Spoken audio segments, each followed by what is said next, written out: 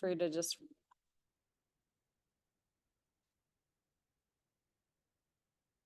Good morning, everybody. We're going to get started shortly. Thank you for joining us. Those that are joining online are welcome to share their personal info in chat if needed. And we have 10 or 12 folks in the room. We might have more joining us. And I just wanted to take a minute and say thank you to the library, especially Michelle, who's in the room, because they were really helpful getting this. And those of you that aren't familiar with our community or haven't been in the space, I encourage you to check it out. It's a really great resource, really beautiful remodel, lots of community spaces like this. And Bloomington used to have a real challenge with meeting space for nonprofits. And so it's really exciting to have choices now. So check it out if you can. And I'm going to go ahead and get started. I'm Holly Ambiel, and I'm the Director of Policy and Government Affairs at Forefront. And Forefront is the state's nonprofit alliance. I'm going to spend a little bit of time explaining more about what Forefront does, because I know many of you probably aren't familiar, and that's okay. And with me today is Erica Spangler-Raz. I said your name right? Yeah, okay, yeah, I remember because you said it rhymes with jazz. So Erica is an attorney. I am not an attorney, so that's important when we're talking about this topic in particular. Make sure you always verify your moves in the space with your own counsel, but it's helpful to have an attorney in the room when we're talking about this. And Erica is a graduate of Marquette University. She received her law degree from DePaul University, and she counsels nonprofits all over the state, small businesses and social enterprises. And she cultivates relationships with attorneys and law firms to identify pro bono opportunities that deliver quality legal services. Erica is a frequent speaker on local topics, legal topics of interest to nonprofits, including board governance and fiduciary duties, ethical considerations for attorneys, serving on nonprofit boards, nonprofit business planning and budgeting, income tax exemption, and I could go on and on. So Erica also serves currently on the Illinois Attorney General Kwame Raoul's as an appointee to the Illinois Charitable Trust Stabilization Committee, which is a grant-making body. So if you're not familiar with that, check it out, because they distribute grants multiple times a year around the state. And she serves on a whole bunch of other stuff. The list is too long, so just know you can find Erica on LinkedIn and learn more about her and her work if that's ever of interest to you. So, and I want to say a special thanks to Erica for traveling today to be here. She does have family in this region, but I still appreciate you driving down. So thanks for being here today. And moving on, I'm going to get started. This presentation is a lot of content.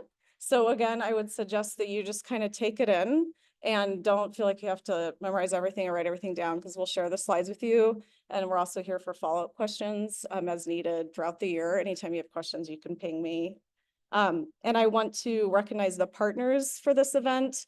So there were two regional groups that helped us today and helped promote it, and I'm really grateful to them. One is the Central Illinois Community Educators, which is a group that exists to inspire and support collaboration among community partners to leverage resources and better serve Central Illinois learners and educators. So it's a group of a variety of nonprofits and other types of organizations that do education in the community. So there's a really diverse group of organizations involved, and they have great leadership. Currently through Hannah Johnson, who's the ED at the Illinois Art Station, which is also a lovely local organization. And if anyone wants more information about how to join that group, you can contact Hannah. So just let me know, and I can help connect you to Hannah. Secondly, the McLean County Human Service Council's the group that also helped, and the McLean County Human Service Council exists to bring together the people and agencies and organizations that work in or are interested in human services in this region. And they aim to build better connections between organizations by increasing awareness of what each one does. So folks gather monthly to trade notes and learn from each other.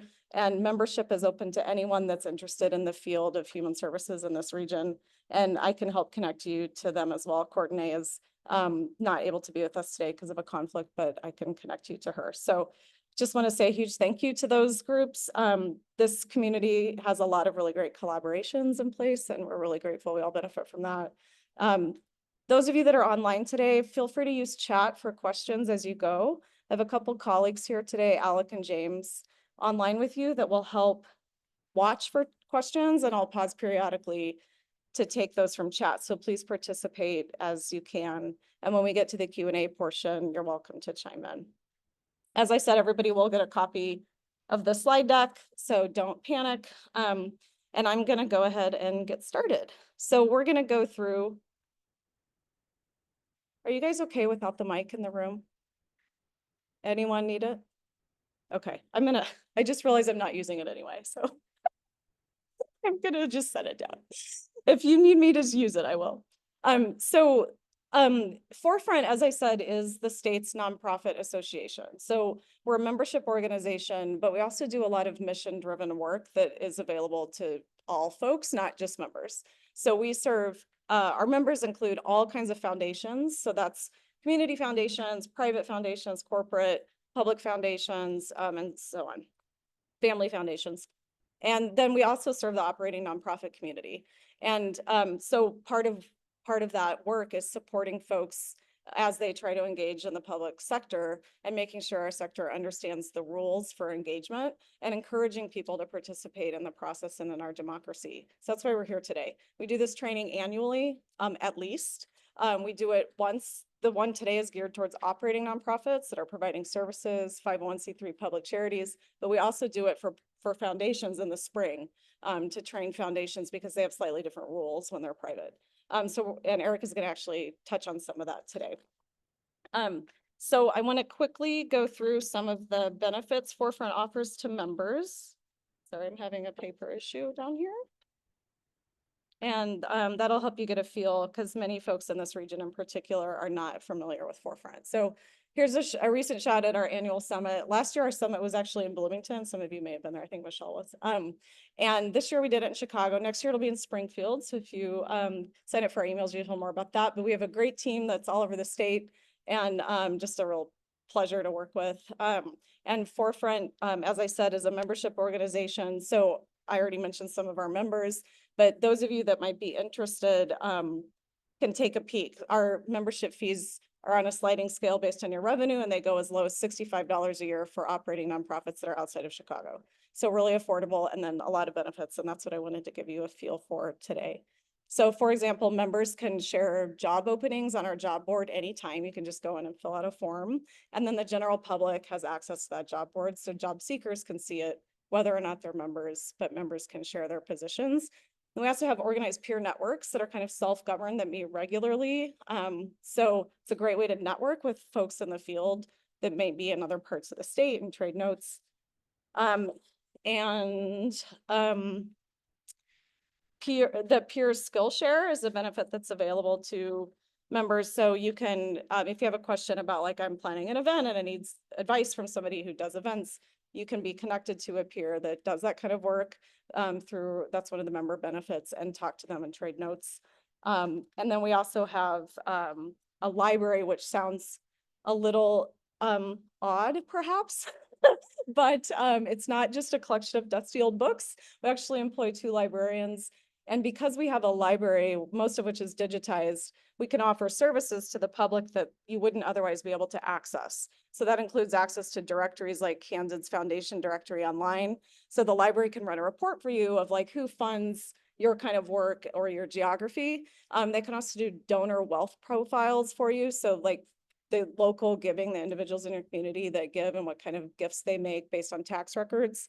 There's salary survey data, best practices. If you need research on a particular topic, they can find it for you. So you just submit a request as a member, and then they get back to you in a few days with what you're looking for.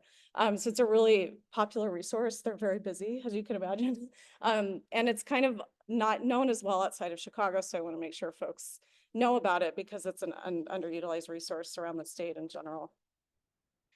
Moving on, we train grant makers on best practices, so program officers at foundations can come learn annually at our Grant Makers Institute. The ICAT is an assessment where you spend time going in depth with a consultant on our team around like your capacity challenges and how to address them.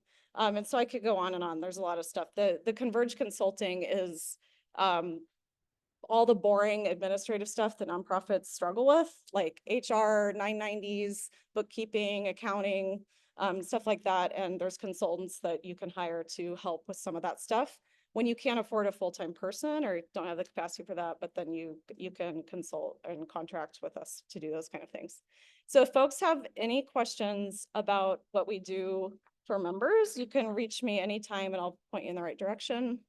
And some of the stuff we do that's available to everybody, regardless of membership, includes work like today. And then also we have a program that supports those that are pursuing or managing government grants. That's the EC program. It's a lot of technical assistance there, events that are stored on the website that you can access. And then we also have the MSI program, where if folks are looking to merge or acquire or share programs with another entity, another business entity, you can get some confidential consulting through that program. So there's a lot going on. I'm talking so quickly because I want to get to the real stuff.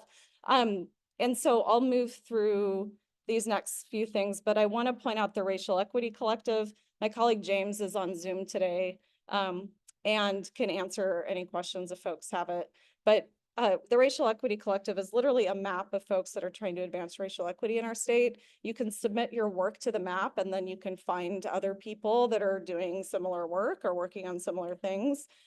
And then they also have regional roundtables, and there's actually one for Central Illinois on Monday night next week. It's virtual, so if anybody's interested, you can still sign up for that. And then in 2025, there's going to be another cohort of folks that are going to meet regularly statewide.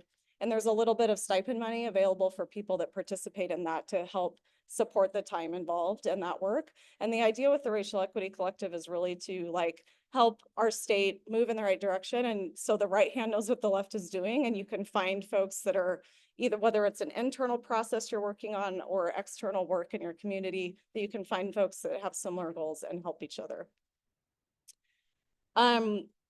Last but not least, the policy program. Of course, you can sign up for our Policy Action Center, where you can get breaking news and alerts about what we're doing in public policy. And I would assume most of you are interested in public policy in some way. That's why you're here today. So let us know what we can do to support you and your goals. And we need your voices in the process. And so that's what we're going to help you figure out today. And I want to take a moment and recognize my teammate, Alec. Alec Lapata is on the Zoom. And let me see, I'll actually turn on. I don't know if he's on camera, but I wanted you all to be able to see his face. There he is, wave. So Alec has worked with me for almost 2.5 years. Alec's in Chicago, and sadly, this week announced he's resigning and moving to DC to take a really wonderful job, and I'm really proud of him, and he'll be greatly missed. And so it's been a pleasure, and this is probably his last public event with us. So I just wanted to take a minute and recognize him and say thank you for all of his hard work and all the ways he's kept us going in the past couple of years. So thank you, Alec. And with that, I'm going to, well, this is just a snapshot of some of the folks we work with. So you'll probably recognize some of this, but in our policy program, Forefront works at the federal, state, and local level. And we work with statewide organizations at the state level, some of which are shown here in the snapshot. So we have a policy committee comprised of many of the folks listed here, and we're all kind of trying to row in the same direction and represent the nonprofit sector as a whole. So at the federal level, that looks like a lot of work on charitable tax policy or government contracts at the federal level. And then at the state level, it's similar, but we represent the interests of the entire nonprofit sector. And so all of your voices are important. And we want to invite you to participate to whatever extent you can. So unless folks have questions about Forefront and my speed talk, we'll move into the meat of the presentation. And I just want to pause and say, we want you all to engage. A lot of times we see nonprofits are afraid to engage in the public sphere. There's this conception that we're not allowed to, which is not true.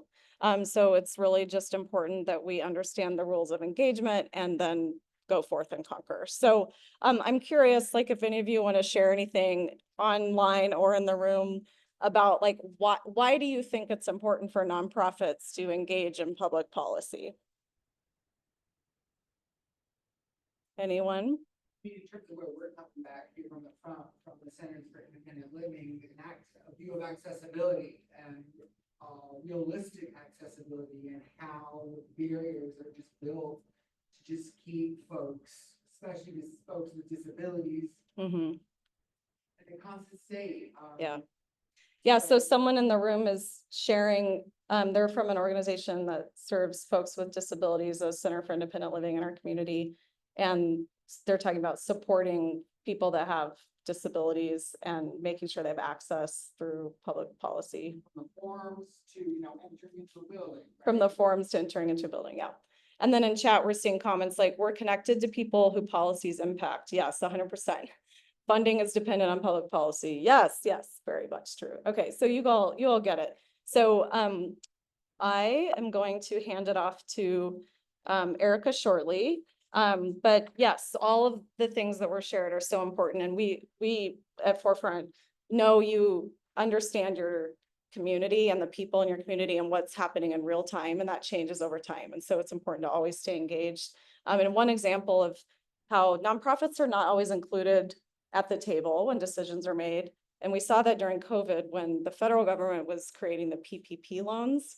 And they wrote the first criteria for eligibility to require ownership and to look at ownership. And nonprofits don't have owners. And so if nonprofit advocates hadn't like elbowed our way into the room and said, you need to fix that or else we won't be able to get these loans, the nonprofit community would have been wholly excluded from the PPP program. And all of you know that would have been devastating. So that's a really great example of why it's important for our voice to be in the mix at a huge scale. And your expertise is just irreplaceable. Elected officials need to hear from you because you know what's going on.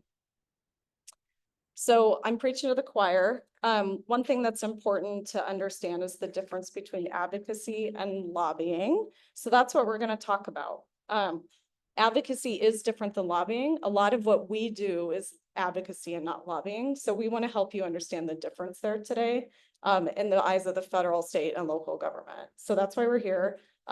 And activities that are in the advocacy sphere include things like this, like where we're training the public about what we're doing and the issues. The thing that changes it is whether your audience becomes a covered official and whether or not you're paid for the work. And so that's what we're going to dig into. And we'll start with looking at the federal rules, and Erica's going to come up and cover that for us. And then we'll take a look at the state and then briefly at Chicago. And I don't want to lose folks that aren't in Chicago during that portion. Just as a teaser, we know that the state is actually studying Chicago's lobbying rules right now. And so it's important for all of us to understand them because the state may move in that direction. And so we want to make sure you know what Chicago's doing. Erica, come on up. Thanks. Okay. Thank you, Holly. I may put the mic down. We'll see how it goes. So as Holly said, my name is Erica Spangler-Raz. I'm managing attorney with Spangler Law and Consulting. And I support emerging organizations with all areas of their life cycle, but primarily on formation and nonprofit compliance. So talking about the federal rules, are we on this? Okay, sorry. So for the federal rules, for the lobbying rules, the source of these rules are actually from the Internal Revenue Code. We're going to talk a little bit about a different act that covers separate lobbying registration, but this is basically the tax law that applied to your organization upon formation. So you have in your articles of incorporation some language that references the Internal Revenue Code. And with exempt organization law, it's really going to cover how much lobbying you do and some reporting requirements, but not necessarily registration. So under the Internal Revenue Code, there is a very narrow definition of lobbying. So Holly's going to talk a little bit more about some of the state and local lobbying definitions, which are a little bit more broad. But for exempt organizations, it's very narrow for this level of compliance. So how much you can do depends on what type of organization that you are. So 501c3 public charities can do limited lobbying. 501c4, and I'm going to include 501c6 organizations in this. They can do unlimited lobbying. And then private foundations, which are also 501c3 organizations, but specifically 501c3 private foundations, they can do no lobbying. And there's very, very, very narrow exceptions, and then there are tax rules. But we're not going to go into the private foundation rules so much because of the spring seminar that Forefront is going to put together. So I'm going to ask a question, and hopefully this will work in here. I tried to do the hybrid. And also I don't do Apple. So this laptop is an Apple. So I just snapping there. How much advocacy can 501c3 public charities do? How much advocacy? Can I go back on the slide? Holly, I'm going back to your, sorry. How much advocacy can we do? Unlimited, that's right. They're absolutely right. So I just want to be clear, what we're talking about is definitely in the lobbying space and how we're going to define it. So how are we going to define it? Advocacy is going to be that research, education, things like that, but lobbying is going to be a little bit different. So let me go back to this. The federal rules depend on the types of organizations that you are. These are different categories of this. I'm going to include 501c4 and 501c6 organizations in the same category. I think it is important when we get to the last part of the seminar to really differentiate between lobbying and then electoral or political campaign activities, because those are going to be a little bit different, but we're going to go to that last row towards the end of the presentation. So how you see this in the chart is going to be the private foundations, very, very, very limited lobbying. I would say no lobbying except for some exceptions that we'll get to. But 501c3, grant-making public charities, community foundations, and other public charities, limited lobbying, we'll talk about that. And then 501c4s, unlimited lobbying. And even though they're going to be doing a lot of lobbying, or they could be doing a lot of lobbying, it's not their primary purpose. So there's some other reason that they were focused, not just for lobbying, could be other action-oriented type activities. So when we have lobbying, we have two different definitions for what we're talking about. I'm going to get to that in a minute. But when we're measuring lobbying, because we need to know what we're doing, how are we going to measure it? When a organization forms, particularly a 501c3 public charity, when it forms, it's going to be falling into the insubstantial part test, which means that, we don't really have a really good idea of what this means. It's really activities based. And the 501H election is more monetary or cost based, expenditures based. So for the insubstantial part test, we don't have a clear definition. If it's based on activities, then you have to track all of your activities. That means all your volunteer time you're going to be tracking, including staff time, but also the unpaid time. And when you're tracking all of your activities, just think about the administrative burden that would require. So if you're asking your volunteers, how much time did you spend, making phone calls or driving or, doing all the things that you were doing to support our mission, it's a lot. So, and if you're under this test, you have to keep in mind that if you're tracking all of your activities, really what we're looking for, or what we're advising, is that of the total activities that you do, no more than 5% is going to be towards lobbying activities. What about if what if you don't know whether your organization has made the 501H election for using the other definition for lobbying? Does anybody know what to do? Go ahead. What's it? Look at the 990. You could, yeah. Or you could call the IRS, the Exempt Organizations Division. Or if you still don't know, because for example, maybe there was an error, you could always file again. So feel free to go ahead and file that again. And then there's a separate, if you have it in place until it's revoked. But when we're talking about this 501H election, what we're talking about is this specific part of the code that allows an organization to file this form 5768, file it with the IRS. It's this one time. We get clear definitions of lobbying. We'll talk about what that is. It's this cost-based formula that calculates how much is too much. Remember, that's what we want to know is like, if we're tracking everything and we don't know exactly what we're supposed to be tracking, how do we know it's too much? How do we measure it? It's not really clear. And so that's why you're going to see probably a lot of information that recommends organizations that do anything that could be, you know, in the realm of lobbying to make that 501H election. And if you don't make any expenditures that year, that's okay. You just put zeros. That's just fine. For organizations that upon formation, and this is why we're seeing in the landscape and the environment for nonprofit organizations, in the landscape, we're seeing organizations that may have formed 10 years ago, 15, 20 years ago, and they never made any kind of 501H election because they never thought they would ever have to do any kind of lobbying. And the environment has changed in such that they were previously providing direct services, but now in order to really advance their mission, they're going to have to expand into other kinds of advocacy work. And then when they do the advocacy work, they think they really need to make a difference. And the only way to do that is to contact legislative officials. So we're going to go into the definition in just a minute, but I want to kind of be very clear that this is a dollar-based formula that calculates the activities and only the spending counts. So you don't have to track all those other things. So when we're talking about, again, we're going to go back to the insubstantial part test and then to the 501H election. So in the insubstantial part test, it means contacting legislators to propose, support, or oppose legislation or the governance budgeting process, urging the public to do the same, and really advocating for the adoption or rejection of legislation in any manner. When we have the 501H election, when you file that form, you get very clear definitions from the Treasury regulations. And they're going to say, this is what direct lobbying is, and this is what grassroots lobbying is. So direct lobbying is communication with a legislator. So we're talking about legislative branch that expresses a view about specific legislation. And so this is meetings to discuss legislation, emails, but it also includes those casual conversations in the hallway. Now, grassroots lobbying is a little bit different.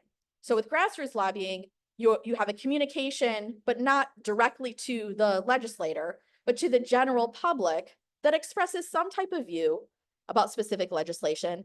And it urges that the general public, it urges a person to contact their legislator. So that's that call to action. Now, one thing to keep in mind with these calls to action is that this can be implied. So you can say, here's our communication, you've got this social media post, and it expresses a view about this legislation. And it doesn't say call your legislator, but it provides this person's name and phone number to their office. So that is something to keep in mind, that even if you're not explicit, this call to action can still be counted as implicit. All right, so there are some exceptions to what lobbying is, and these exceptions apply to organizations that take the 501H election. Okay, so you can't use these exceptions if you're just under the insubstantial part test. So the exceptions to the lobbying definition is important because when you are under the 501H election, there is a cap, a maximum amount that is too much lobbying such that you are going to have to pay taxes. But these amounts are very high. So most organizations actually make the election, do their tracking in time, and they don't usually come near the maximum amount of what is allowed. But these exceptions are, important, but they're also very narrow. So the first thing is nonpartisan analysis, study, or research. Keyword here is nonpartisan. You're going to see that come up again.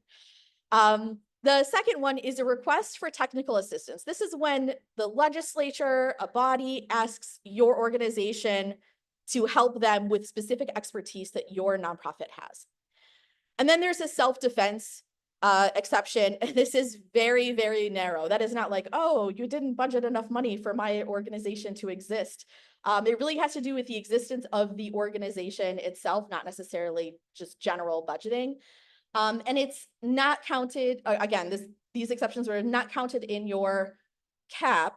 In order for the self-defense exception to work, it has to affect your organization's existence and it has to, you know, affect the, or generally the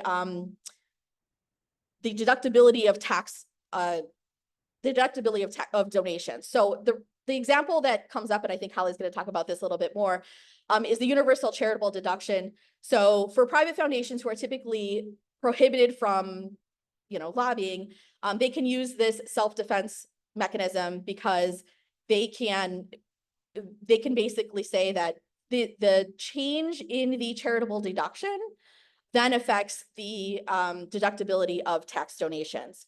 So that's one of the examples. And then finally, the examinations and discussions of broad social, economic, and similar problems, which is really kind of more towards the realm of like, this is not really lobbying, this is really very broad, nonpartisan study, research, things like that. All right, so like I had mentioned that the exempt organization rules, the IRS rules or the Internal Revenue Code rules, are really on what you can do, how much. There's no registration for this, but there is reporting. And you report every year on your 990 on a special schedule called Schedule C. There's a link in, and I think Alec is going to put this in the chat. I'm not going to work the Apple, really.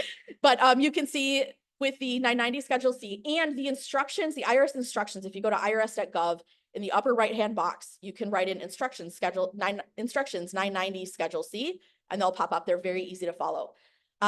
So part 1A2, there's 1, 2, and 3 as political campaign activities. And then you'll see, which is electioneering, that's that electoral activities, that part 1A2.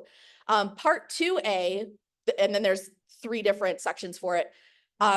1A is the total lobbying expenditures to influence public opinion, right? So that's that grassroots lobbying. And then the part 1B is the total lobbying expenditures to influence the legislative body. So that's direct lobbying.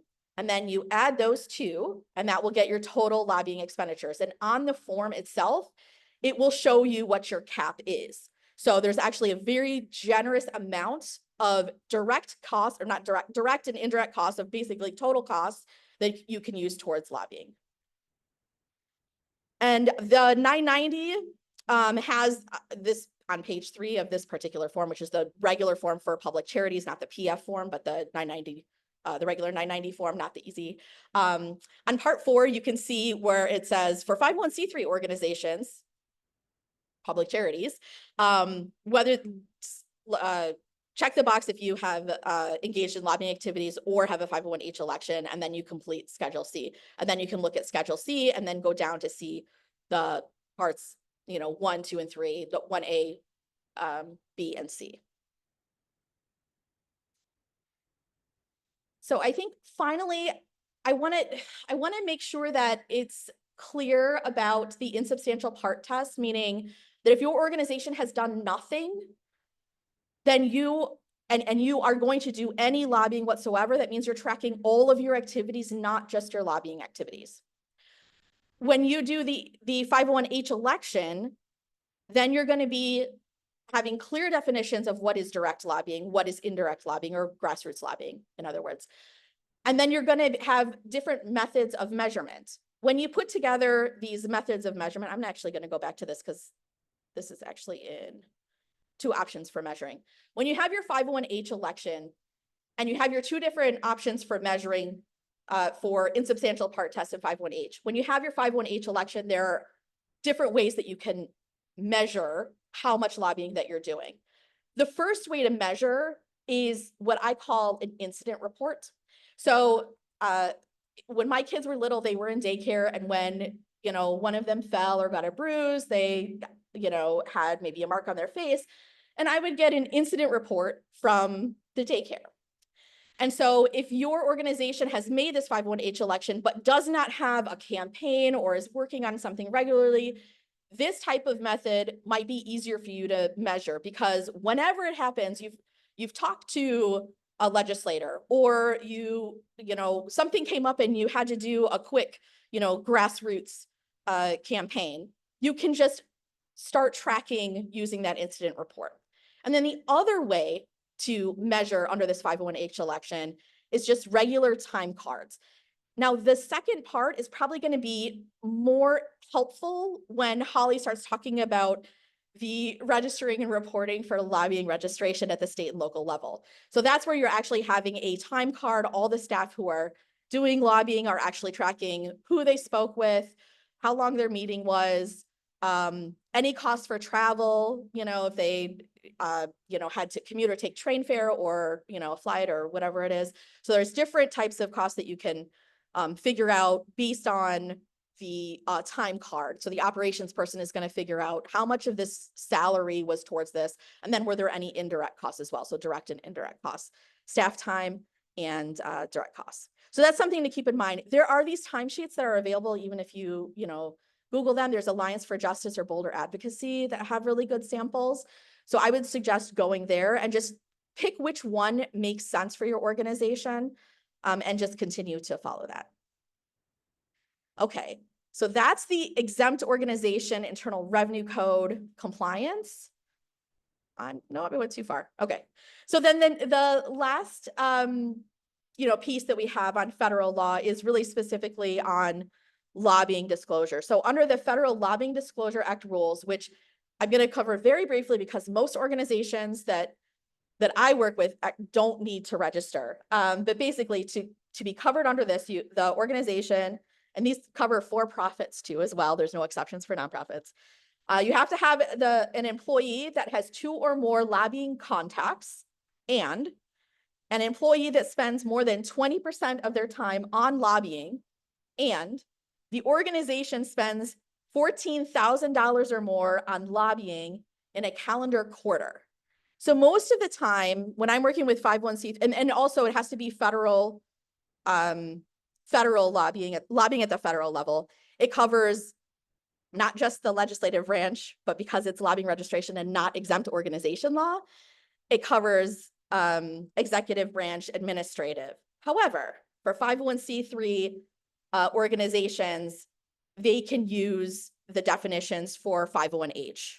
So that can be helpful, although generally most organizations don't meet the 3-prong criteria anyway. I think that's what I've got for exempt organization and lobbying at the federal level. Were there any questions? I'm going to ask Alec because I can't see. I can't see the people. Yeah, one question was just whether you had any info on 509A3 organizations. 509 for 509A3 organizations, those are 501c3 public charities. 509A3s are supporting organizations. Great. So all the same rules for 501c3 public charities apply. Awesome. And then Good the question. other question was about state lobbying, so we'll cover that when we get into the Springfield section. Okay. Thank you. Here's Holly. Any questions in the room, federal? So before we keep going into the state, I wanted to just put a fine point on that. So the reason the federal government cares about whether or not tax exempt organizations lobby is the premise that because you're tax exempt and there's you're not paying taxes, you shouldn't be able to influence, decisions made in the public sphere. You're supposed to be benefiting the entire community. And so the reason they govern this is because if you get to a point where the amount of lobbying you do becomes a substantial part of your activities or your expenses, you're going to lose your tax exempt status.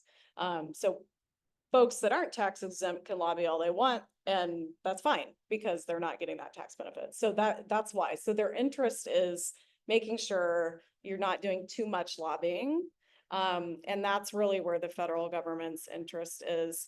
And in the reporting process, the vast majority, in my understanding of 501c3 organizations, use the 501h election. Like that's what Forefront does. And if you ever have questions about how to actually do it and the reporting, you can reach out and we can talk to you in more detail about the processes we use and how we track it. But like Erica said, there are examples out there from Boulder Advocacy, Alliance for Justice, where you can get some tools that will help you. Also, it's not the lobbying compliance policy that will cover all of the registration and the reporting and everything. Yeah, lobbying compliance policies internally help too. So we can help with follow-up questions on the process issues. Are there any final questions on federal before we move to state rules? Michael? So, what about if my organization's a member of a organization that lobbying Mhm. to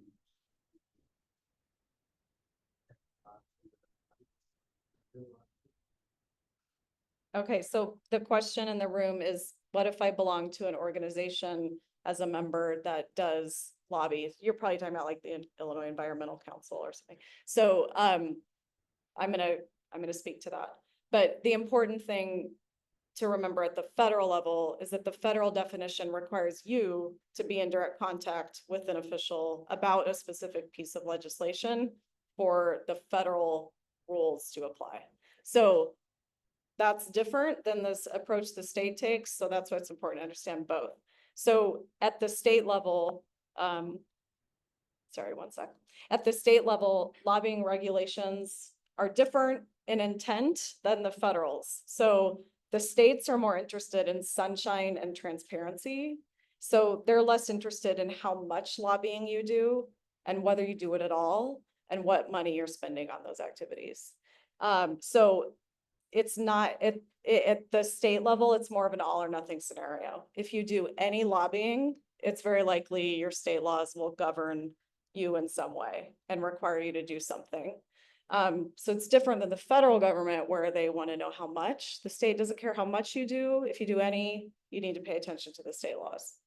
So the definitions and practices differ from state to state. So if any of you operate multiple states, you would need to pay attention to the other states. So what Illinois does may be different than Iowa or Michigan or Wisconsin or what have you.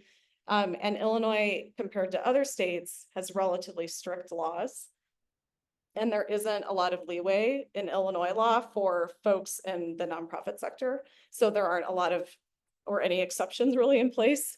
We don't get special treatment just because we're like heroes and doing good work in our community, which it can be annoying to folks in our sector, but it's important that we understand the rules. So, and in Illinois uniquely, Illinois expanded its lobbying definitions and laws a couple of years ago.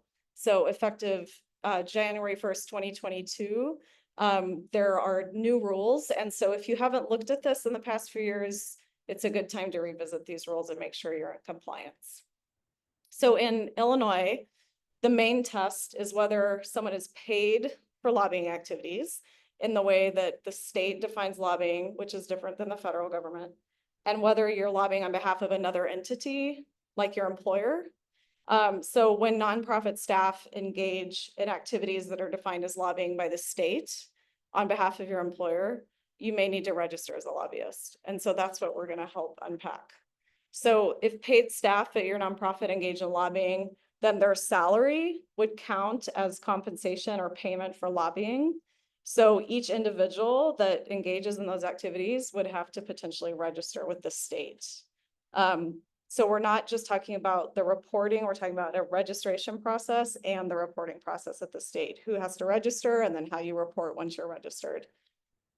Most volunteers and union members, board members, if board members are uncompensated at your organization, in most cases, those folks would not have to register because they are not compensated. So that's an important test at the state level, is whether someone's paid for the work. The state defines lobbying much more broadly than the federal government, as I said. Where you see yellow highlights on these next few slides, that's the language that was new in 2022.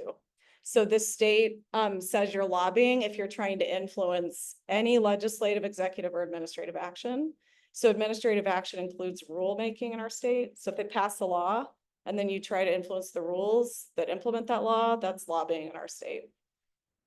And this applies. The state of Illinois governs lobbying that occurs at the state level. So with the General Assembly, with the staff of the General Assembly, with the governor's office, with all the state agencies, but they are also governing lobbying activity at the municipal, county, and township level. So in this community, that means if you're trying to influence what the town of Normal or the city of Bloomington does with an ordinance, the state would say you're lobbying and you have to register potentially at the state level. So it's really kind of a unique situation that changed in 2022.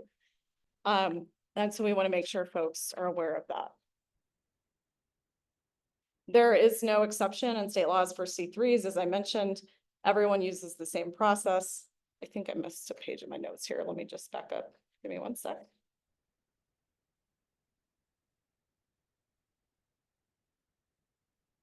On this exception, this is a particular concern for our sector, right? Because we all manage grants and pursue grants in most cases. So when you're pursuing a state grant, simply applying for the grant does not count as lobbying. So your interactions with the state agency about a grant you're getting, the administration of the grant does not count as lobbying. But when you try to influence how much money is being appropriated for that grant, or the terms for eligibility or so on, like the policies that kind of govern the grant making process, that might be lobbying. And so you have to make sure you're distinguishing those two activities. So there are a couple of exceptions in place, but I would argue the laws and rules are kind of vague and gray, so it's important to be careful and understand the boundaries. I'm having trouble advancing. There we go. Sorry, 1 second. Got a little delay here. Okay, so the other thing that changed in 22 was the list of what the state defines as a covered official. So I touched on this. The highlighted areas again are new, and I understand it's hard to read because it's small, but the point here is that there's a lot of them.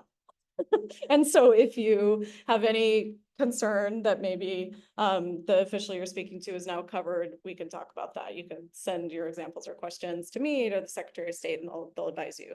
So nonprofits interact with local officials a lot. We understand that. You have joint programs at your schools. You have programs with the township to support elderly folks. You have programs at a library. You have programs, after school programs between the city and the Boys and Girls Club or what have you. It's very frequent. And so this shift to include covered local officials is a big one that uniquely impacts our sector.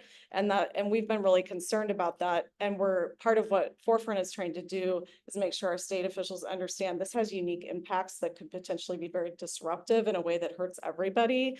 So we're working on that, but we've got an uphill battle there because the public officials have not been inclined to make exceptions for the nonprofit sector, but we're going to keep working on that. So I would say if you encounter challenges as a result of these rules, you feel like it's disruptive to, achieving your mission or doing the work you need to do to help folks in your community, let us know about those stories. And that's really helpful to us as we're advocating.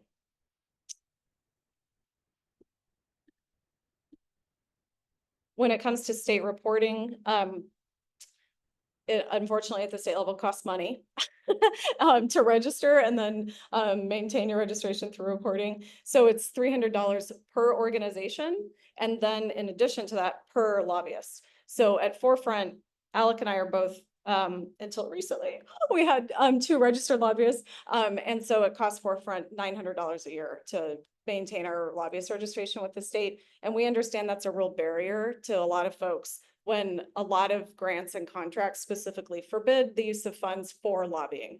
And so that's something, again, we're trying to change at the state level. We're actually running a bill that would waive the lobbying fee for nonprofit registrations that have budgets less than $5 million.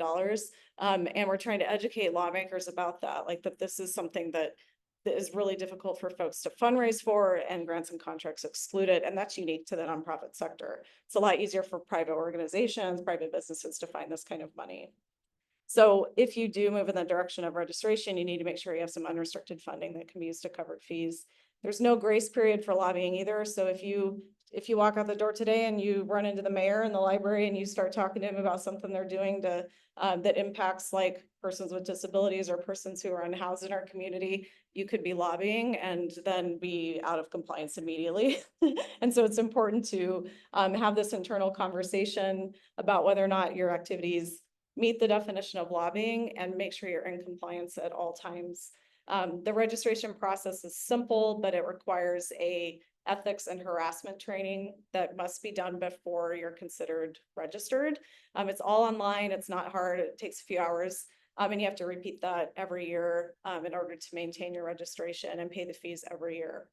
And then the state requires bi-weekly reports. So this is also a challenge for our sector. When we often don't have dedicated policy staff, it's often like the registrant might be the executive director or somebody like that that has other duties. And so these administrative challenges can be real. So you have to have systems in place internally to make sure you can submit those reports without being late, because when you're late, there's a very short grace period and then fees apply and they get really expensive. So you want to make sure you're thinking about whether or not you need to register, and then you're prepared to comply with all the reporting as soon as you do so. I'm going to show you some screenshots of the reports. For some reason, my arrow buttons are not working, so bear with me. There we go. So this is a screenshot of the report. When you log into the Secretary of State's website, it requires you to list expenditures in certain categories. So that's what you see here. It's the kind of the top line categories. So in most cases, nonprofits don't spend money at all on lobbying. Like, you might do a lobbying activity, but the only expense is the person's compensation, and you're not taking legislators out, for fancy dinners or flying them to conferences or what have you, like maybe folks in the private sector do. So very often you're submitting a blank report every 2 weeks. And that's in most cases what Forefront does, but you still have to submit the report. So it's very simple if you don't have expenses, because you're just logging in, looking at the screen, pressing continue, pressing submit, and you're done. But if you spend money in any of these categories, then you would have to go in and do more detail. So that's what I'll show you next. So for example, if you have an expenditure, it's going to ask you what the subject matter was. So if you're talking about a specific bill or proposal, you're going to have to explain a little comment about what that was. And you're going to have to explain why you spend money and the vendor name and the location and the amount. So because of all of that, I try to make sure I just don't spend money as often as possible. The exceptions might be if you have an event in Springfield and you're taking people there and there's more expenses that you just can't get around it, then you need to be prepared to report those expenses later. But if I have lunch with an elected official or I have coffee, I don't buy their coffee, I don't buy their lunch. That's just my personal choice because I don't have to report it, and I just want to stay kind of clear of all of that. But folks do that, you just have to be prepared to report it. We also don't fly officials around to conferences and things like that. That kind of stuff just doesn't happen really much in our sector. So we know that most nonprofits are not submitting a lot of expenses under this reporting system. And that's part of what we're trying to educate legislators about as well, is maybe we could do less frequent reporting because we know we don't often spend money and maintain our registration, but have fewer reporting requirements. So we're going to continue to work on that.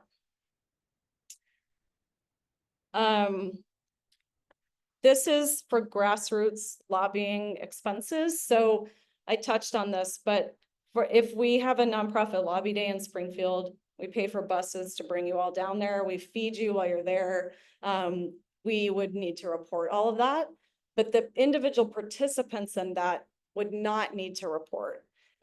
We are a registered lobbying entity. And when you participate in a grassroots event with a registered lobbying entity, or respond to a call to action virtually where Forefront says, contact your legislator about this bill, the individual respondents to those types of calls to action do not have to register because you're exempted under the grassroots exception.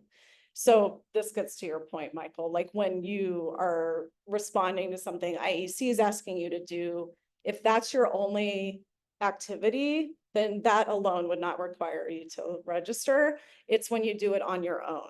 If you're acting on your own through Ecology Action Center, then you would potentially have to register. But when you're participating in the activities of your trade organization, which happens often in our sector, as long as they're registered and you're participating through their events and their calls, then you're protected. When in doubt, ask. That way you know you're in compliance. Any questions about that? Go ahead. Too much time. It's okay. That's why we're here. State rules are being compensated. What if you do it on your own time off the clock? That would do it. Yes. So the question is, what if I do it in my own time off the clock? It depends on if you're doing it speaking as Michael Brown or speaking as Ecology Action Center. So if you're speaking as Michael Brown, then you are not lobbying, you are participating in our democracy. That's civic engagement. It's your right and you should do that. It's only when you're doing it on behalf of a third party and usually getting paid, that would be treated as lobbying. So if you like, it's 6 p.m. and you care about the environment and you call and say, I'm Michael Brown, I'm calling to ask you to vote for this bill, that's not lobbying. But so I haven't thought that legitimately trying to avoid and just dodge. So it is bill today. I do meet with somebody, but I do not put it on my time sheet. I'm not paid. I take an hour off. Mhm. And I'm not identifying anybody, but they do quite. Yeah. Yeah. Yeah.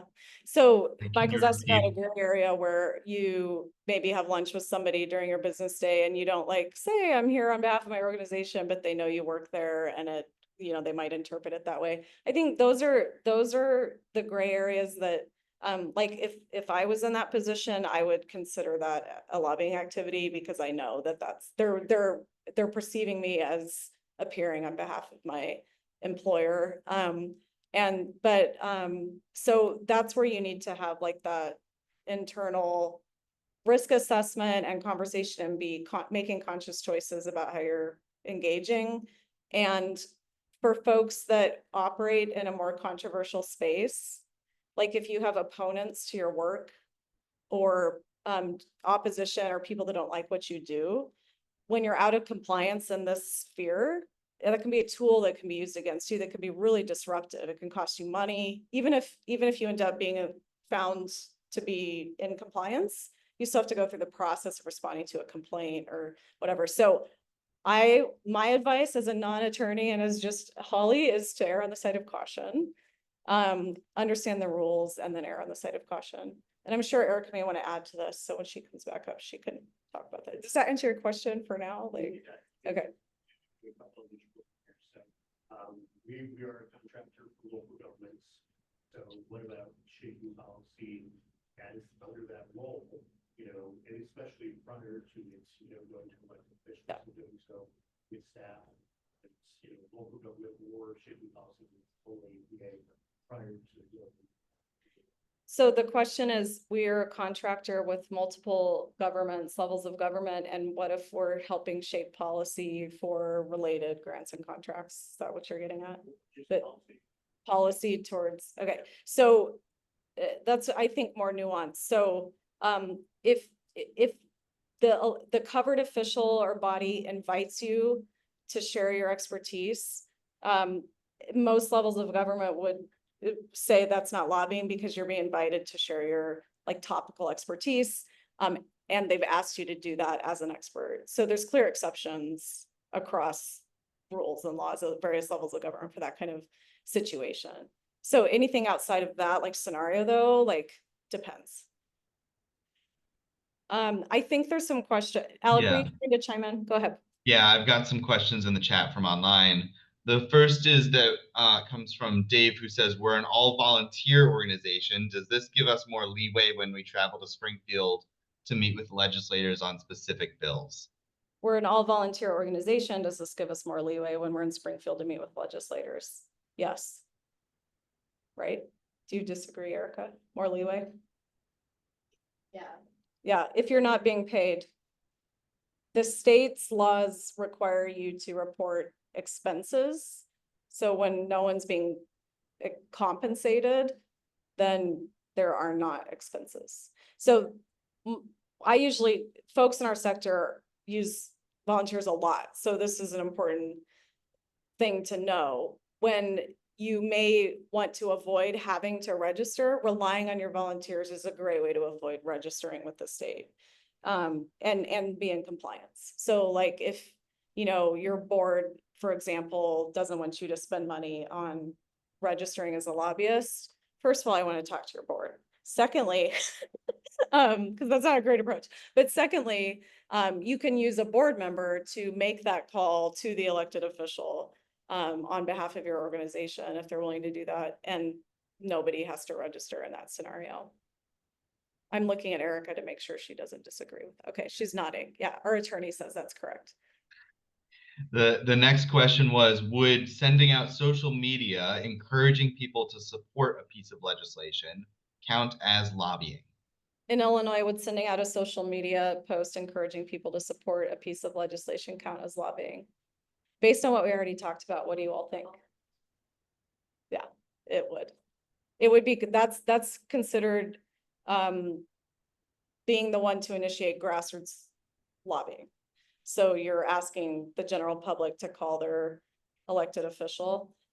If you're posting analysis about a bill, it might not be. Like if you're like sharing a fact sheet that doesn't say support or oppose, or a report that's studying like the child tax credit or whatever, that may not be lobbying. It's when you take a position on a proposed piece of legislation or a proposed rule and ask folks to take an action related to that position, then you're engaging in grassroots calls to action that may require the entity hosting that to register, but not the people that respond. Go ahead. Yeah, so we have elected officials as board members. Mhm. So we talk about different issues during the committee at those board meetings. And different directors from our organizations have their own views with each piece of policy that comes up. Would every director then have to become Yeah. lobbyists? So the question, I'm smiling because this stuff comes up every time we do this. So the question is, I have elected officials on my board. What about that? Yeah, so that's one of the difficult, unique implications for nonprofits. We very frequently have elected officials or candidates on our boards, and there's pros and cons to that. So if an unpaid fellow board member at a meeting is talking to the elected official on your board about something, then that may not be lobbying. But if the executive director who is paid is talking about it at the board meeting, then it might be. And it depends what you're talking about.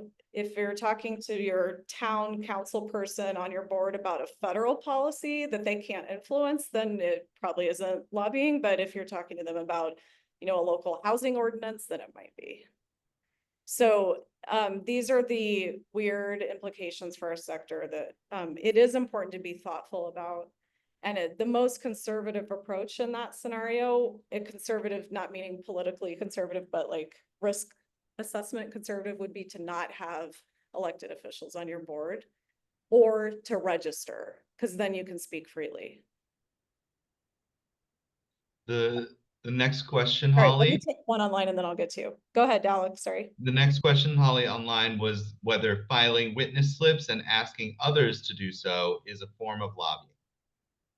Is filing a witness slip or asking others to do so a form of lobbying? Filing a witness slip in and of itself, if that is your only activity, would not be lobbying.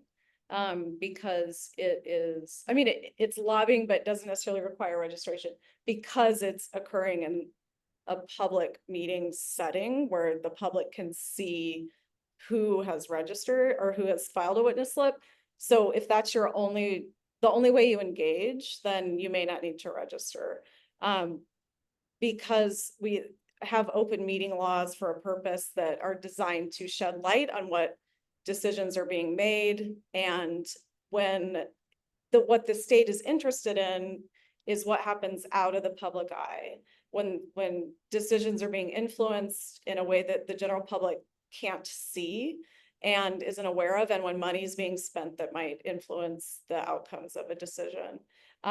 So this is a little bit of a gray area, but what we usually tell people is if the only thing you do is submit a witness slip, which is a kind of a unique Illinois process to indicate support or opposition on a bill. It's online, everyone can see who does that. That probably doesn't require you to register. Erica?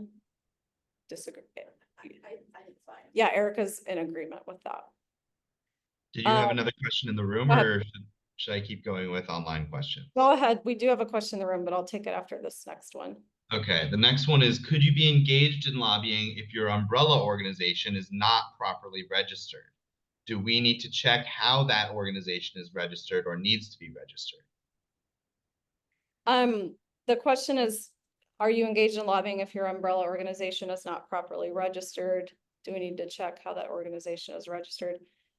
Can you say more about what you mean by umbrella organization?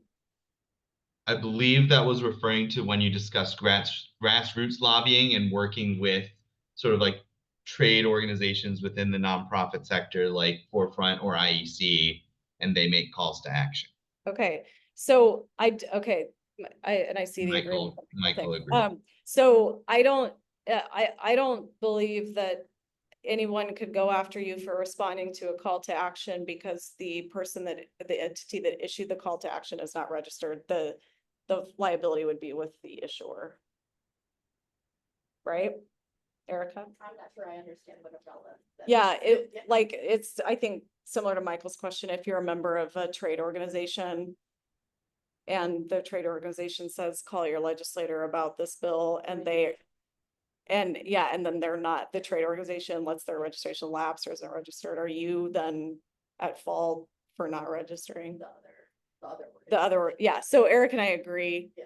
The liabilities with the person issuing the call, not with you for responding. Although it's never bad to ask your member organizations, hey, are you guys registered? Just so you know where everybody stands. And the and final Michael, online question. Erica says Michael should email her because she knows you, so make sure you follow up. Go ahead, Alec. The final online question is whether we have covered the cap dollar amount for state and local lobbying. I was looking for the question in chat, the cap dollar amount for, so, if I understand correctly, what you spend at the state level rolls up to what you're allowed to spend according to federal rules. So like if you are reporting expenses to the state, when you do your 990 and send that information to the IRS, all of the money you counted as lobbying expenditures and reported to the state would need to appear in your 990, your 501H election form. Because the federal government is thinking about what you do as lobbying at any level of government, not just the federal level. So yes, and Erica's nodding. So like if you report expenses to the state and then you report 0 on your 990, that's the number on the 990 should never be smaller than what you've reported to the state that year. It might be bigger, but it should never be smaller. Does that answer the question? So the cap, there's no like cap in state law. The cap is whatever you're allowed to spend according to the federal IRS rules. We had a question in the room we never got to, so go ahead. So thinking about the social media example, if we have a call to action where we're asking somebody, call the legislator on a certain bill, that's lobbying. What if it's a call to action around like a ballot initiative, asking people to vote? Great segue. Okay, so the question is, what if we ask people to vote on a ballot initiative or a ballot question? I'm going to get to that, so let's just put a little pin in there. But I appreciate the question, and we're going to cover that. So I'll ask for like a show of hands. And Alec, can you tell me, are folks in the room? Is anyone on the Zoom room from Chicago and needing to have a quick summary of Chicago lobbying rules? I know that won't apply to everybody, but like I said, the state's studying Chicago's rules, so it's helpful. Okay, we were getting a lot of yeses. Yeah, okay, so yes. I'm going to move relatively quickly through this, but know that we can have a follow-up meeting if needed. And I want folks to have a scan of where Chicago is so you can think about what you might do if the state moves in that direction. So as of July 1 of this year, a new lobbying ordinance went into effect in the city of Chicago. the important context here is that the state law says any municipality with more than 500,000 people can set up its own lobbying rules for lobbying that city. So the only city that meets that population threshold right now is Chicago. That could change in the future. Probably won't change immediately, but it could in the future. So because of that, Chicago has designed its wholly, and for years they've operated this wholly different system for registration and reporting for folks that lobby the city council and city departments. Very sweeping changes went into effect this summer. And Forefront was like the lead negotiator on a lot of those changes. And we actually were able to accomplish a lot of favorable exceptions for the nonprofit sector. So that's why we're trying to encourage the state to look at that and consider expanding some of those to the state law. So similar to the state, Chicago has a very broad definition of lobbying that includes city staff and officials of departments and administrative and legislative action. But there are exceptions that apply. And for those that need to look at the language, I've got some of it in these slides, but also I've got the references so you can go look up the ordinance yourself. And Forefront also has a Q&A on our website about this new ordinance. So you can find a Q&A and a summary of the new rules and dig into more detail. So the Chicago rules define administrative action, they define legislative action. The pieces in orange here are pieces that, in our view, kind of particularly are of interest to nonprofits because they speak to the making of grants and loans and so on. And also the city has said, if you call your Chicago council person and say, hey, I want you to call Congressman Davis and tell him, I don't like this federal proposal, like the city considers that lobbying, even though it's about a federal issue. So they got like a very sweeping list of activities that would potentially be considered lobbying and require you to register with the city. So not going to go into details here, but they've defined all these terms very clearly and have an expansive definition of officials and legislative and administrative action.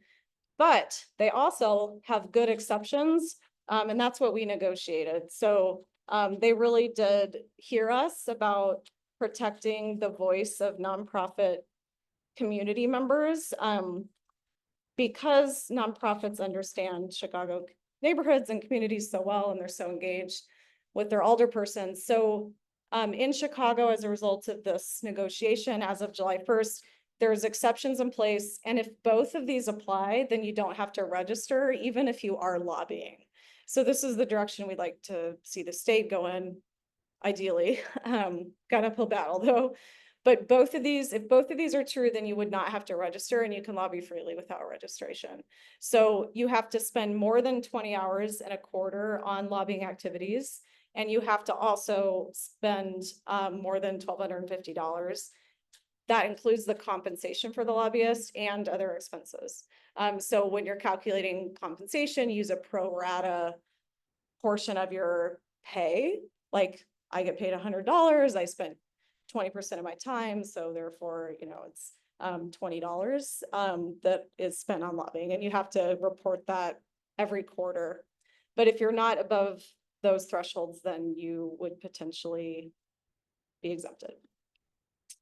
Also, there's an exemption specifically for volunteers and specifically for small nonprofits. So you have to have net assets above $5 million based on your most recent 990 before you have to register. So even if you're above those two prior thresholds, if you're a small nonprofit, you would not have to register in Chicago, which is a huge win because small nonprofits have less staff and money and time to spend on these kinds of administrative burdens. And then there's other exceptions in place that are very clearly spelled out in a way that we would argue is more clear than state law. So we're trying to encourage the state to look at some of these exceptions. Chicago has quarterly reports instead of biweekly. So that's also favorable compared to the state, but they also require more detail. So even if you don't spend money, if you do any lobbying, you have to talk a little bit about what exactly you lobbied. So you have to like list the ordinance and talk about which department. So on this screen, it shows you have to pick like which department you lobbied at the city. So again, like the Secretary of State has expressed an interest in moving in this direction. So there's a chance down the road that state reports would require more detail. You have to list the dollar amount you spent on political contributions. This is important, though. I'm going to come back to this because nonprofits can't actually make political contributions. So this should always be zero for your organization, unless you're a contract lobbyist. So client activity, this is where you would report your compensation. You would be, if you were paid and engaged in lobbying during that reporting period, you would check yes. And then you would be citing how much of the compensation was used for lobbying. And this is an example of the kind of narrative that is required. So you're picking whether it was an administrative or legislative action, and you're explaining the action that you sought. So this is like a real example of one of my reports when I was negotiating this lobby ordinance, and I had to explain what ordinance I was negotiating and trying to influence in which departments.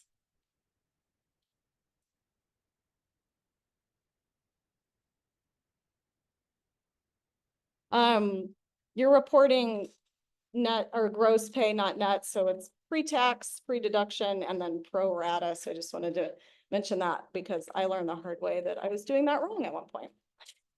So if you have questions about any of that, we can talk you through it because we have made these reports and we're familiar with the forms.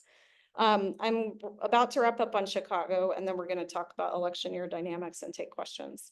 So these are just a list of included and excluded expenses on Chicago's form.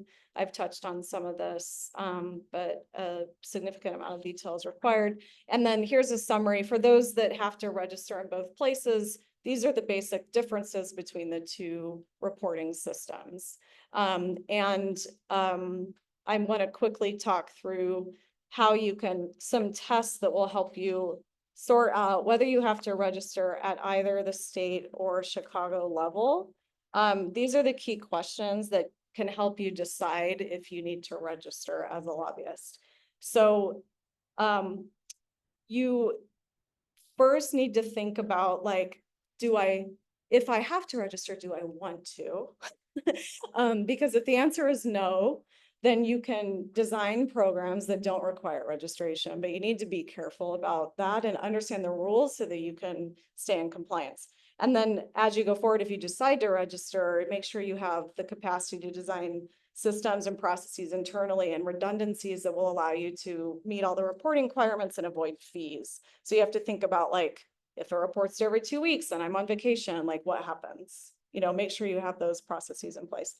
And be prepared to pay the fees, which may occur in the middle of your fiscal year. Make sure you set aside money for that. At the state level, if you rely on board members and volunteers, you may not need to register, but do that internal risk assessment, have the conversation with your board, with your staff, make a conscious decision instead of just like doing things and then encountering problems later. Especially again, as I said before, if you operate in a more controversial space, it's important to be very cognizant of what your risks are. To register in Chicago, you would want to be clear on whether you're lobbying on behalf of someone else or your employer and so on according to the rules. And remember, they have exceptions in place. So if you're not paid, you probably don't need to register unless there's a pro bono lobbyist agreement, which happens in our sector where a lobbyist might donate time. If you have a professional engagement where there's like like you have a contract in place, even if that person's not getting paid, they're probably still going to have to register. Yes, go ahead, Michelle.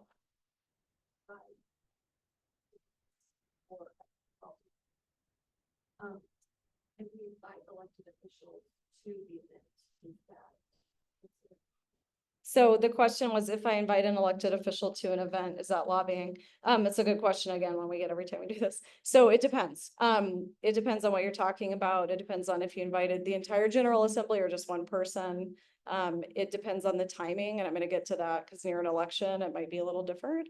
And it depends on what you're talking about at the event. Unfortunately, the states law and rules are so vague that this is very much a gray area for our sector. Because the law talks about like trying to influence or create goodwill. It's not limited to just vote yes or no on this bill. And so are you influencing? Are you creating goodwill when you have a site visit, give them a tour, talk about your work, blah, blah, blah? Maybe. And that's a kind of a problematic area for our sector that we're trying to make sure elected, like our officials understand. And I think a lot of that is a legacy of the corruption that's happened in Illinois, which is real, right? So that's where legislators are coming from. They're trying to like shed light on these transactions that happen outside the public eye. So just be careful. And if you have a specific event or situation coming up that you have a question about, bounce it off us or contact. I'm going to provide the contacts at the end of the presentation that you can email a question in writing to the authorities and get their opinion, and that way you've done your due diligence. I know this is an important like thing to talk about at the end of all of this because people get overwhelmed. So I just want to acknowledge that, like, it can be a little like intimidating once you actually sit and hear all of this. But I want to make sure nothing we say is received as an intent to talk you out of participating in our democracy, because it's really important that we engage, and you can do this. You just have to spend a minute understanding the rules and we'll help you with that. So we don't want to like talk you out of participating in our process. And I always say, registering actually gives you freedom if you have the capacity to manage the reporting, because being registered, I can just do my thing. I can talk to whoever I want, wherever I am, any time of day, and I don't have to think, is this over the line or not? And there's a lot of freedom in that. But Forefront has the capacity to manage that. I understand not everybody does. So you just have to like be thoughtful about it, but move in that direction if it will help you fulfill your mission and serve your community better. So I want to quickly go over some election year considerations, and I have an eye on the time. I know we may start losing folks. If you have a burning question, share it in chat before you go, and then watch the recording to capture anything you might miss. The recording will be shared with all registrants. So in an election year, we discussed the difference earlier between advocacy and lobbying. So the third piece of that now is endorsing, which is also different than advocacy and lobbying. So that's really important in this kind of election season we're in. And we understand our sector hasn't always understood the difference between these three things or been very good at complying, because it's confusing and because we don't spend a lot of time talking about it and there's a fear factor around participation. So the bottom line here is that 501c3s must remain nonpartisan. So what does that mean? It means that you cannot say or do anything that suggests or in fact does support or oppose a candidate or a slate of candidates or a political party running for office. That includes supporting political parties. And it also includes nonpartisan elections, which happen often at the local level with alderpersons, council members, board members, or judges. So even if it's not a partisan election, you still cannot endorse or appear to endorse a candidate. I'll pause because I see a hand up. Your information and the attorney's information. You mean like my contact info? Yes, for sure. Yeah. Yeah, we'll get you our contact info. And that was the question in the room, was because someone has to step out shortly. No problem at all. So when you're thinking about things like events and inviting elected officials, like we're a month from an election, right? So consider the timing, consider the optics. Events and appearances now might have different weight than they would 10 months ago or last year in the summer when we're not around a major election. So just be cognizant of that. So like one thing we see nonprofits do often is at their galas, they give awards to elected officials. Well, that might be okay, 6 months ago. Maybe right now, if you're giving an award in a very public setting to someone that's on a contested ballot, then that might look like you're endorsing that candidate. So it's a gray area that's important to be really thoughtful about, because someone could perceive that as an endorsement. What about even thanking people on social media? What about thanking people on social media? I think, some of these things are gray. So it's like, I try to keep an eye on the big picture. So like even in a slide deck like this, if I share pictures with elected officials, I take a minute to be like, do I have pictures from multiple parties? Do I, you know, and like keep an eye on like the balance. Like I think a one-off action might be okay if it's balanced by others. I'm looking at Erica again. She's nodding. Okay. So like, just keep an eye on that. And again, it's like being closer to an election makes it matter more. So being thoughtful about that. Somebody asked earlier about ballot initiatives. So that's an important thing I wanted to address. Nonprofits are allowed to support ballot initiatives. It's treated the same as lobbying because the target isn't, you're not endorsing a political party or a contested candidate. It's more like you're advocating for the enactment of a law. And so there are examples in recent memory of nonprofits very clearly endorsing ballot initiatives. Some of you might remember the Fair Tax Initiative a few years ago. A lot of nonprofits engaged heavily on that. It might change what you have to report. You may have to track some separate expenses and report it differently on your 990 in some cases, but you are allowed to do that. You can say vote yes on X proposition or whatever. And that happened recently in Chicago too, where there was a Bring Chicago Home initiative.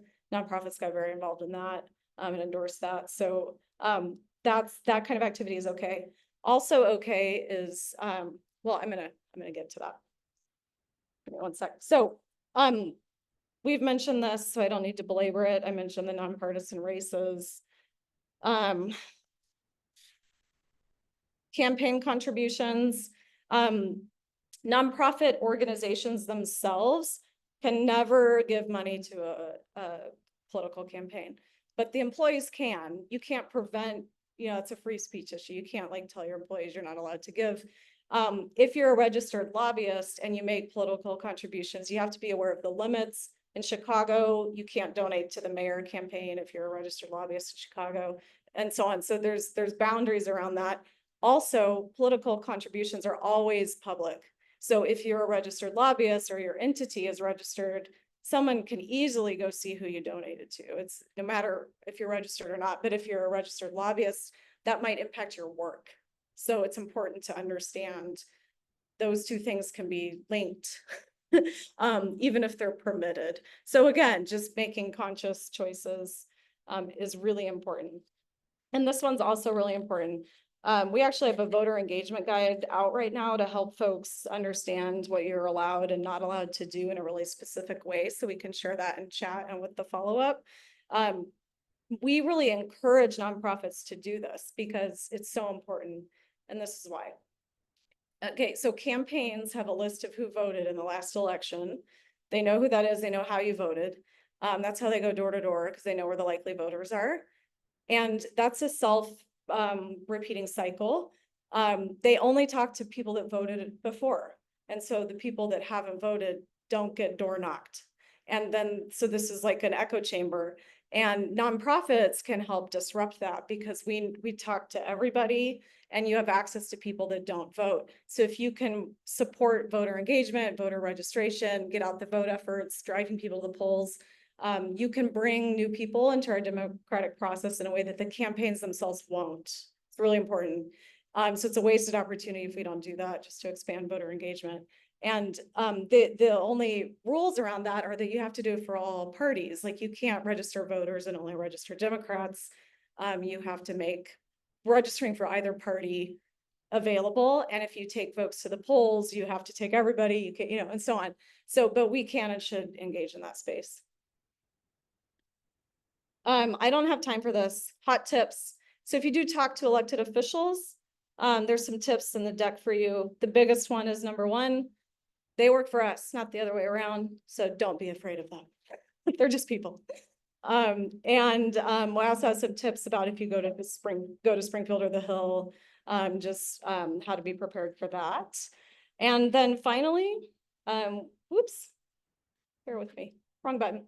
I want to share quickly a snapshot of what's shaping up to be our agenda next year at Forefront. So we're working on a lot of really heavy work on government contracting, trying to make it an easier process for everybody.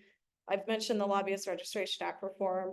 We also are hearing from stakeholders that they want us to engage more in structural budget reform, including revenue solutions, and some of these other policies that support economic security and will advance racial equity in our state. So we're going to be exploring how to partner better with folks that are already leading on things like affordable housing, child tax credit. There's a lot of leadership in place on those, so we just want to be supportive.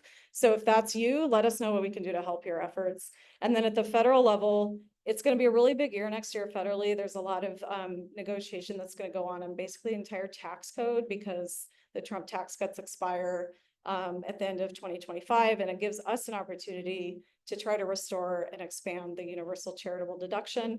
And Erica touched on this. That's a self-defense. That meets the self-defense test. So folks can engage freely on that issue without feeling like it needs to be reported as lobbying. So right now, only 10% of taxpayers itemize, and those are the only people that can claim a charitable deduction, and it's impacting giving. We're seeing less giving, and it's an important source of unrestricted operating funds for nonprofits. If you want to follow our work, you can sign up for our Action Center. We can share that in chat, and with the follow-up, you'll get alerts when any of these efforts are moving and we need you to engage. And here's some resources specifically related to questions about lobbying rules and what you're allowed to do. There's hotlines, there's email addresses, there's lots of places you can go with your questions. And of course, we're always here for you as well. And finally, Forefront has events all the time. These are some coming events that may be of interest to you. These are all free, virtual, open to the public. You can sign up on our website anytime, just like you did for the one today. And we have events roughly monthly, sometimes more than that cover policy issues. You can find us on social media, of course. This email address, public policy ad, is a generic one that gets to me. I'll also be happy to share my personal email address. And with that concludes the formal part of our presentation. Alec, are there questions in chat that we didn't get to? There are not. In the room? Feel about asking elected officials to speak. Can you say more about what you mean? For example, I'm on the people justice impact, and we're talking about one of our main goals is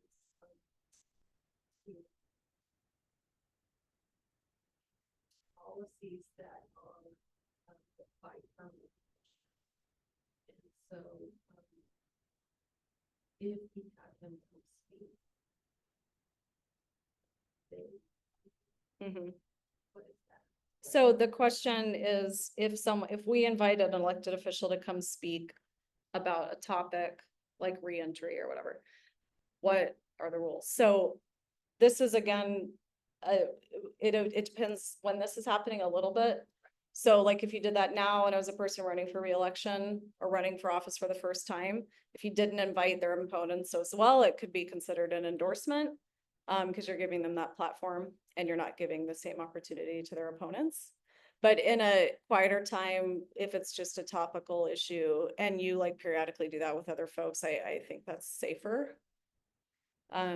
So the timing and optics are important. We can host candidate panels.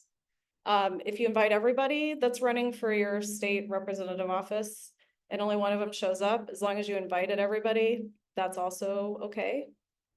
So it just matters on like the timing, who you invite, so on. Eric, would you add anything? Yeah, so that's a really good point. The election timing is really critical to whether or not it appears as an endorsement by having the elected official, but maybe they're running and it's contested race. Right. You know, the other person who obviously doesn't have the position, it sounds like you're endorsing the incumbent. Right. Yeah. So Eric is essentially agreeing with what I said. So there's lots of things in chat. We can send key links, the slide deck and the recording to you after this event. So watch for that. Everyone that registered will get those same things.